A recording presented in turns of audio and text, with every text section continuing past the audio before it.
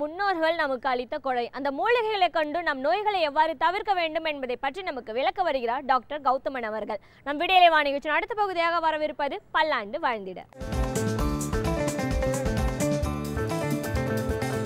அன்பான கலைஞர் தொலைக்காட்சி நேயர்களுக்கு என்னுடைய இனிமையான காலை வணக்கங்கள். இன்றைக்கி நம்ம பார்க்கக்கூடிய தாவரத்துடைய பெயர் மலை அரளி அப்படின்னு சொல்லக்கூடிய அரளி வகையைச் சேர்ந்த ஒரு தாவரம். பொதுவாக ஊதா நிறமான அல்லது பழுப்பு நிறமான பூக்களை கொண்டிருக்கும். ரொம்ப அதிகமான இலைகளை கொண்டிருக்காது. இந்த தாவரத்துடைய தண்டு பகுதியை சீவி விட்டோமேயானால் வெண்மை நிறமான பாலை சுரக்கக்கூடிய ஒரு தாவரம். இந்த மலை அரளியுடைய இலைகள், பால் மற்றும் பூக்கள் இது எல்லாமே விஷத்தன்மை கொண்டது. ஆனாலும் நிறைய மருந்துக்காக நம்ம உபயோகப்படுத்துகின்ற மிக மிக முக்கியமான ஒரு பொருள்னு சொல்லலாம். இந்த மலை அரளியை பொறுத்தவரையிலும் அந்த பூக்களை ஆறாத காயத்துக்கு உபயோகப்படுத்துகின்ற ஒரு வழக்கம் இன்றளவும் இருந்து வருகின்ற ஒரு வழக்கம். தீராத தோல் நோய்க்கு உபயோகப்படுத்துகின்ற வழக்கம் இன்றளவும் இருந்து வருகின்ற ஒரு வழக்கம்.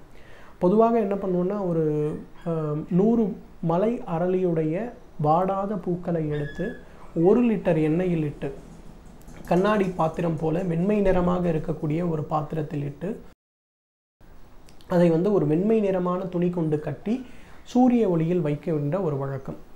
40 நாட்கள் இவ்வாறு வைக்கும்போது அந்த பூ பச்சை நிறமாக மாறிவிடும்.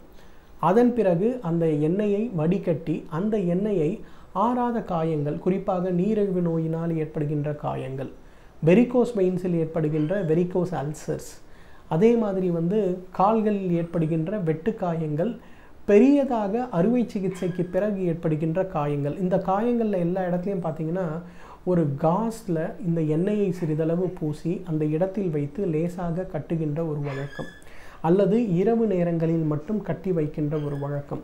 இதை செய்து வந்தாலே ஒரு 48 நாட்களில் எவ்வளவு நாள்பட்ட ஆறாத காயமாக இருந்தாலும் அது மிக மிக மிக வேகமாக ஆறிப்போவதை நம்ம பார்க்கலாம். மலை அரளியை பொறுத்தவரையிலும் விஷத்தன்மை இருக்கக்கூடிய ஒரு பொருளாக இருக்கிறதுனால கழுத்துக்கு மேலே இதை உபயோகப்படுத்துகின்ற வழக்கம் கிடையாது. கழுத்துக்கு கீழே மட்டும்தான் உபயோகப்படுத்துவோம். அதுவும் வெளிப்புறமாக மட்டும்தான் இதை உபயோகப்படுத்தணும்.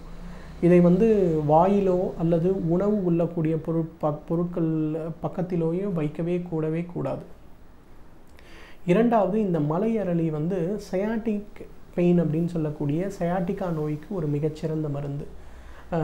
இடுப்புடைய அடிப்பகுதியில் பிட்டத்துடைய மேற்பகுதியிலிருந்து ஏற்படுகின்ற அந்த ஒரு தசைவலி நேராக கால் முழுவதும் படர்ந்து வலியை உண்டாக்கக்கூடிய ஒரு வலி. நிற்க முடியாது, நடக்க முடியாது, காலை படிக்கட்டு ஏறுவதற்கு லேசாக கூட தூக்கி வைக்க முடியாது. அந்த அளவுக்கு கடுமையான சயாட்டிக் நோயை ஏற்படுத்தக்கூடிய ஒரு வலி என்னன்னு பார்த்தீங்கன்னா ஒரு வலி இந்த சயாட்டிக்கான்னு சொல்லக்கூடிய நோய். இந்த நோய்க்கு பார்த்திங்கன்னா உள்ளுக்கு மருந்து சாப்பிடுவதை காட்டிலும் வெளிப்புறமாக பூசி வைப்பதே சாலச் சிறந்தது. வெளிப்புறமாக இந்த மலை அரளியிலிருந்து பதப்படுத்தி எடுக்கக்கூடிய அந்த எண்ணெயை நன்றாக தடவி ஒரு அரை மணி நேரம் ஊற வைத்து வெந்நீர் கொண்டு குளிக்கின்ற ஒரு சிகிச்சை. இதை ஒரு 48 நாட்கள் தொடர்ந்து செய்து வந்தாலே எவ்வளவு நாள்பட்ட சயாட்டிக்கா நோயாக இருந்தாலும் அது முற்றிலுமாக மறைந்து போகிறத பார்க்கலாம். அந்தளவுக்கு சயாட்டிக் நோயை நீக்கக்கூடிய சக்தி இந்த மலை அரளிக்கு உண்டு. மூன்றாவது பார்த்திங்கன்னா, இன்றைக்கு எல்லோருக்குமே வருகின்ற ஆர்த்ரைட்டிஸ் சம்பந்தப்பட்ட கோளாறுகள். இந்த ஆர்த்ரைட்டிஸ் சம்பந்தப்பட்ட கோளாறுகள், குறிப்பாக முட்டுகளில் ஏற்படுகின்ற ஆர்த்ரைட்டிஸ் நோய்க்கு ஒரு காட்டன் பீஸ் பெரியதாக எடுத்து முட்டின் மேல் அதை படர வைத்து இந்த மலை அரளியிலிருந்து பதப்படுத்தப்பட்ட அந்த எண்ணெயை சூடு செய்து அந்த இடத்தில் ஊற்றி வைக்க வேண்டும்.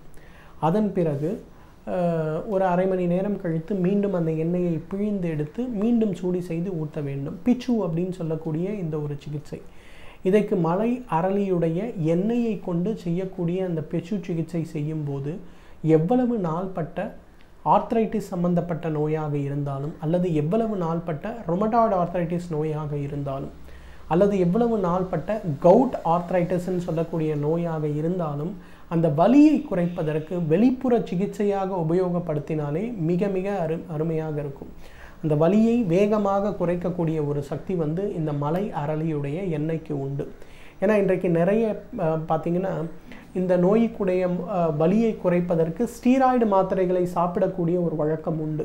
அந்த மாதிரி ஸ்டீராய்டு மாத்திரைகளுடைய எந்த விதமான தேவையும் இல்லாமல் ரொம்ப ரொம்ப சுலபமாக வெறும் இந்த எண்ணெயை வெளிப்புறமாக சூடு செய்து காட்டனில் போடுகின்ற அந்த பிச்சு சிகிச்சை செய்து கொண்டாலே எவ்வளவு நாள்பட்ட இந்த வலியாக இருந்தாலும் மறைந்து போகிறத நம்ம பார்க்கலாம்.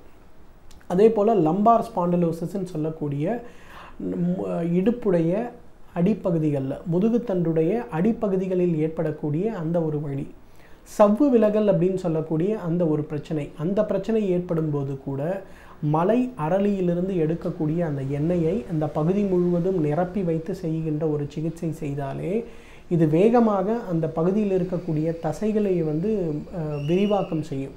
அந்த தசையுடைய விரிவாக்கம் செய்த பிறகு அந்த இடத்தில் இருக்கக்கூடிய தேவையற்ற அந்த அழுத்தம் நீங்கப்படுறதுனால, அந்த நரம்புகளில் ஏற்படக்கூடிய அழுத்தம் குறைவதனால அடி இடுப்பு பகுதிகளில் ஏற்படுகின்ற அந்த அழுத்தம் முழுமையாக மறைந்து போகிறத நம்ம பார்க்கலாம். லம்பார் ஸ்பாண்டிலோசிஸ், டிஸ்க் பர்லாப்ஸ்ன்னு சொல்லக்கூடிய அந்த 2 வகையான நோய்களுக்கும் வெளிப்புறமாக மட்டும் செய்கின்ற இந்த மலை அரளியிலிருந்து எடுக்கக்கூடிய எண்ணெய் சிகிச்சை ரொம்ப சிறப்பான ஒன்று. அதே போல் இந்த முட்டு மாற்று அறுவை சிகிச்சை செய்து கொண்டவர்களுக்கு பார்த்திங்கன்னா பொதுவாக ஏற்படுகின்ற ஒரு பிரச்சனை, அந்த முட்டுக்கு மேலே இருக்கக்கூடிய கீழே இருக்கக்கூடிய தசைகளில் ஏற்படுகின்ற ஒரு கடுமையான அழுத்தம். அந்த கடுமையான அழுத்தம் ஏற்படும் போது பார்த்திங்கன்னா எவ்வளவு முயற்சி செய்து எவ்வளவு இயன்முறை பயிற்சின்னு சொல்லக்கூடிய ஃபிசியோதெரப்பி நம்ம செய்த பிறகு கூட அந்த இடத்துல ஒரு கனமான சூழல் இருப்பதை நம்ம உணர முடியும். அந்த மாதிரி இருப்பவர்கள் மலை அரளியிலிருந்து எடுக்கக்கூடிய அந்த எண்ணெயை இடுப்பு முதல் கால் வரை, அதாவது அந்த அறுவை சிகிச்சை செய்து கொண்ட மேற்புற தசைகளையும் கீழ்ப்புறமாக இருக்கக்கூடிய தசைகளிலும் தடவி ஒரு அரை மணி நேரம் வைத்து அதன் பிறகு வெந்நீர் வைத்து ஒத்தடம் கொடுக்கக்கூடிய ஒரு சிகிச்சை செய்யும்போது அந்த தசைகளில், அந்த தசை நார்களில், மசில் டெண்டன்ஸில் இருக்கக்கூடிய அந்த கடுமையான இறுக்கமான தன்மை குறைந்து அறுவை சிகிச்சை செய்வதற்கு முன்பு கால்கள் எவ்வளவு லேசாக இருந்ததோ அதே போன்ற லேசாக இருக்கக்கூடிய ஒரு சூழலை உருவாக்குவதை நம்ம பார்க்கலாம். அந்த அளவுக்கு பார்த்திங்கன்னா மூட்டு மாற்று அறுவை சிகிச்சை செய்து கொண்ட பிறகு அல்லது பொதுவாக எலும்பு தசைநார் சம்பந்தப்பட்ட அறுவை சிகிச்சைகள் செய்து கொண்ட பிறகு சுலபமாக இதை உபயோகப்படுத்தினாலே மிகப்பெரிய ஒரு மாற்றத்தை ஏற்படுத்துவதை நம்ம உணர முடியும். அந்த அளவுக்கு பார்த்திங்கன்னா வெள்ளை அரளியிலிருந்து எடுக்கக்கூடிய எண்ணெய் தசை நார்களையும் தசைகளையும் லேசாக வைப்பதற்கு உதவி செய்யக்கூடிய ஒரு மிகச்சிறந்த மருந்தென்றால் மிகையாகாது. அதே போல் முட்டுகளில் ஏற்படுகின்ற வலி, முட்டுகளில் ஏற்படுகின்ற வீக்கம், முட்டுகளில் ஏற்படுகின்ற அகழ்ச்சி, இவை அனைத்தையும் நீக்குவதற்கு இது ஒரு மிகச்சிறந்த மருந்து. எனவே நேயர்களே, வெள்ளை அரளி விஷத்தன்மை இருக்கக்கூடிய ஒரு தாவரமாக இருந்தாலும் அதோடைய மலர்களிலிருந்து சுத்தி செய்து எடுக்கப்பட்ட எண்ணெயை வெளிப்புறமாக உபயோகப்படுத்துகின்ற ஒரு வழக்கத்தை நாம் வைத்து கொண்டாலே நம்மாலும் பல்லாண்டு காலம் ஆரோக்கியமாக வாழ்ந்திட முடியும்.